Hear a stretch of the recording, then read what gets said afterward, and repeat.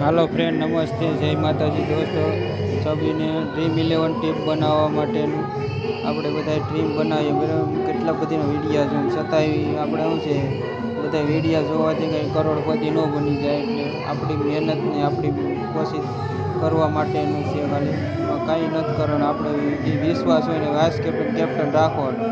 કિસ્મતમાં હોય તો કંઈ નક્કી ન હોય, આપણી ટીમ ગ્રેન્ડ લીગમાં આવી જાય, આપણી એકાદી ટીમ બનાવવાની હોય, પછી બાકીની તો બધા કેટલી કેટલી ટીમો બનાવતા હોય એ આપણી પર હોય। સાવચેતી જોખમ ભરવું હોય, રિસ્ક વાળું છે, એટલે તમે જેટલું ઓછી લત લગાડો એટલા માટે ફાયદો છે। હું તો રમતો નથી હમણાં બે સમયથી, બાકી કંઈક ટીમ બનાવું ઓફર હોય ત્યાં, બાકી કંઈ રમતો નથી।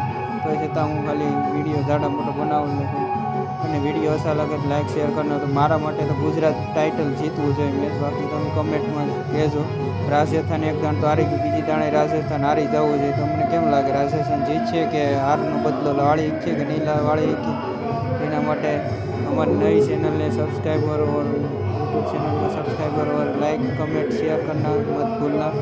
और ड्रीम 11 में जॉर्ज बटलर ने शुभम गिल ने साई सुदर्शन ने बधाई ले, जेम्स वार्ले ने પછી શાહરૂખ ખાન ને કોઈ નહીં લે। તો મને એકાદો ખેલાડી એવા નહીં લેવાનું હોય, પ્રિયાંક પરાગ ને બધા હોય, એમાં બધા ખેલાડી 22 ખેલાડી બધા આપણે કેટલાકને લઈએ, એમાંથી કોણ વિકેટ લે કોણ હું લે કંઈ નક્કી જ નહીં, એટલે આપણે આપણી રીતે ખેલાડી લેવાનું। મને તો અત્યારે જે ફોર્મમાં હોય ને એ લેવાય ને, ઓપનિંગમાંથી હોય એમાં વાઇસ કેપ્ટન રાખી દેવાય। મારે ખાલી શુભમ ગિલ રાખ્યો તો મારે એમ છે કે આ ખાલી સાઈ સુદર્શન કે પછી રિયાંક પરાગ, નીતિન રાણા, પછી સૂર્યવંશી એવા ખેલાડીને મોકો મળે અને કંઈ નક્કી ન હોય, રમી જાય ને આઉટ થઈ જાય, બે વસ્તુ છે, રિક્સવાળું કામ છે।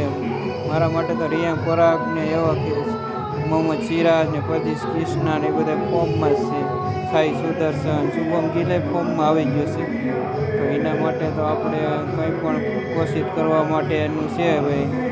બાકી તો હવોની ઈચ્છા, જેને જેવી ટીમ બનાવી એવી, મારો તો વિચાર એવો છે। બાકી તો અત્યારે બધા નવી ટેકનિક ને બધું નવું આવી ગયું ઝટ, બાકી હવે આખોથી કામ કરવાનું, બાકી બહુ આમાં ઇન્ટરેસ્ટ નહીં, લાઈક શેર અને સબસ્ક્રાઈબ કરવાનું।